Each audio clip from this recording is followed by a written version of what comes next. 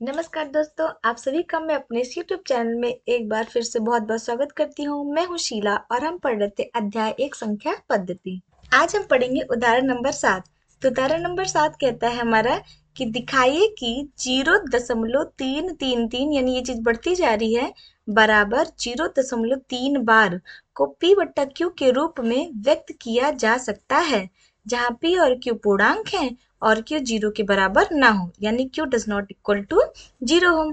तो जैसे कि यहाँ दिया गया है, हमने उदाहरण नंबर 6 में देखा था, 5 में देखा था कि 1/3, 1/3 को जब हमने भाग दिया था तो इसका भागफल कितना आया था। तो 3 को हमने एक को 3 से हमने जब भाग दिया था तो इसका उत्तर आया था 0.3333, ऐसे ही आता जा रहा था। क्योंकि ये जो बार है, ये बार कहाँ से आ रहा है, जो 3 है बार बार रिपीट हो रहा है, तो इसी 3 के ऊपर में हम एक निशान लगा देते हैं और इसको हम कहते हैं बार। इसका मतलब है दशमलव के बाद जो 3 है, यही 3 हमारा बार बार रिपीट होगा, यानी 0.3333 ऐसे बढ़ता जाएगा।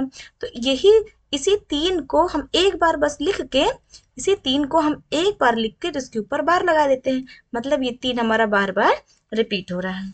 अब इस प्रश्न की ओर आते हैं हम। तो इसका हल इस तरह होगा। तो ये 0.333 है, इसको हम x मान लेते हैं, यानी x बराबर 0.33, ये ऐसे हमारा 3 बढ़ता रहेगा, तो x बराबर 0.33 होगा। इसमें हम एक युक्ति यानी एक ट्रिक अपनाएंगे। चूंकि 10, ये हमारा क्या हो गया, ये 0.3 और 3 के ऊपर बार है, चूंकि एक ही संख्या के ऊपर बार हो रहा है तो हम दोनों तरफ में यानी 10 से, चूंकि यहाँ पे एक संख्या है तो यानी 1 और 1 0, यानी 10 से दोनों तरफ गुणा कर देंगे, तो ये हो जाएगा हमारा 10x बराबर, अब इसको भी गुणा कर देंगे, यानी 10 गुणे 0.33, ये हमारा ऐसे बढ़ता रहेगा। अब ये कितना हो जाएगा हमारा, ये जाएगा हमारा 10x बराबर, जब इसको इससे गुणा करेंगे तो ये हमारा कितना हो जाएगा, जब 10 से गुणा करेंगे तो हमारा हो जाएगा 3 3 3, ऐसे बढ़ता जाएगा। चूंकि यहाँ पे एक दशमलव है और चूंकि एक जीरो भी रहेगा, तो जब दशमलव हटेगा तो यहाँ हमारा दशमलव आ जाएगा। जब ये दशमलव हटेगा तो ये उत्तर आ जाएगा हमारा 3.33। अब हो जाएगा हमारा 10x यानी 10x बराबर 3.33, और ये से हमारा बढ़ता रहेगा। चूंकि और फिर हो जाएगा हमारा 10x बराबर 3.33 को हम लोग क्या लिख सकते हैं, 0.33 प्लस 3, 0.33 प्लस 3। यहाँ रफ में हम साइड में ऐसे कर सकते हैं कि 3.33 को अगर हम 0.33 लिखें और सिर्फ 3, अगर इसको इसको हम जोड़ देते हैं तो उत्तर क्या आ जाएगा हमारा 3.33। तो यानी कि 3.33 को हम लोग 0.33 प्लस 3 लिख सकते हैं। उसके बाद फिर ये 10x बराबर, चूंकि हमने x कितना लिया था 0.33, यानी इसकी जगह पे हम लिख लेंगे x, फिर प्लस ये हो जाएगा हमारा 3। अब ये हो जाएगा हमारा 10x, चूंकि RHS साइड यानी दाएं तरफ हमारा x प्लस में है तो इधर आएगा तो हमारा माइनस हो जाएगा, तो यानी माइनस x बराबर 3 बच रहा है तो 3 हो जाएगा। 10x में x माइनस करेंगे तो हमारा आ जाएगा 9x बराबर 3 आ जाएगा, तो x बराबर हमारा आ जाएगा 3/9, यानी 3 एकम 3, 3 त्रिक 9।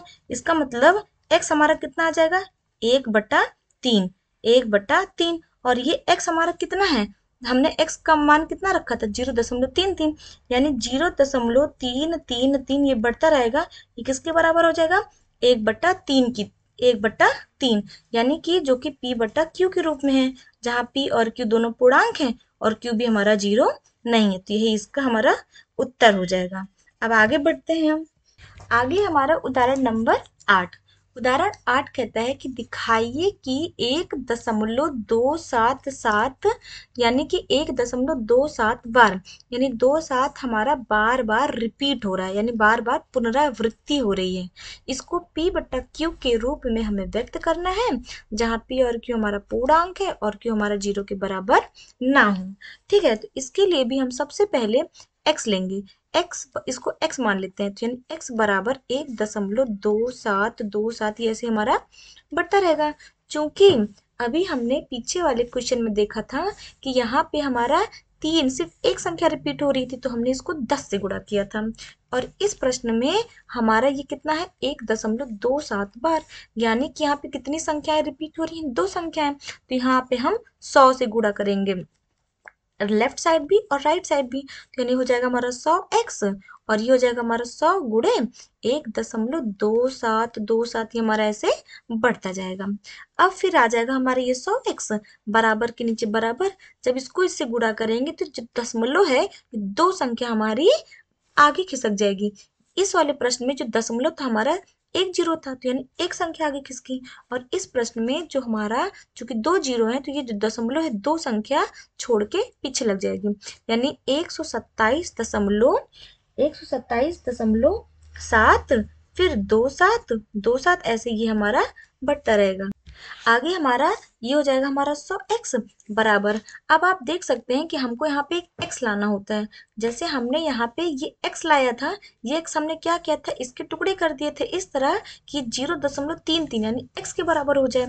यहाँ पर हम भी यही चीज करेंगे कि यहाँ 127.2727 है, इसको हम ऐसा करें कि हमारा x के बराबर आ जाए, यानी कि x हमारा कितना था 1.27, यानी कि अगर हम इसको 126 लिखें, 126 प्लस 1.2727, तो ये हमारा x के बराबर आ जाएगा, यानी कि इसमें हमने एक घटा दिया तो 126 हो गया।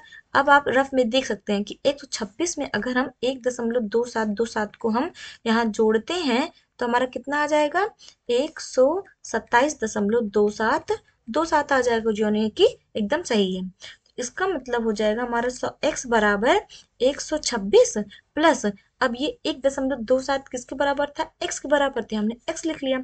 अब ये हो जाएगा हमारा 100x, चूंकि यहाँ प्लस x है तो यहाँ इधर माइनस x बराबर 126। 100 में एक माइनस करेंगे तो आ जाएगा हमारा 99, यानी 99x बराबर 126, यानी कि x बराबर आ जाएगा हमारा 126/99। कितना आ जाएगा x बराबर 126/99। अब 126/99 हमारा 9 से दोनों भाग हो जाएगा, यानी कि 9 से जब ये भाग हो जाएगा तो 9 11 जा, और जब इसको हम 9 से यहाँ भाग देंगे तो देखो 126 कितना आ जाएगा, 9 एकम 9, 12 में 9 गए हमारे 3 आ गया, और ये हमारा 6 उतरा, यानी कि 9 चौक 36 आ गया। तो यानी कि उत्तर कितना है 14, तो यानी 9 11 जा और 9 14 था, यानी कितना आ गया हमारा 14/11, और x हमारा कितना मान लिए थे, यानी 1.2727 ऐसे करते रहेगा, और ये हमारा किसके बराबर हो गया 14/11, जो कि p/q के रूप में हो, और जहाँ p और q दोनों हमारे क्या है पूर्णांक है, और q भी हमारा 0 के बराबर नहीं है, तो यानी इसका उत्तर हमारा इस प्रकार होगा। बहुत ही सिंपल था। आगे हम अपने नेक्स्ट वीडियो मिलेंगे। आज के लिए बस इतना ही। धन्यवाद।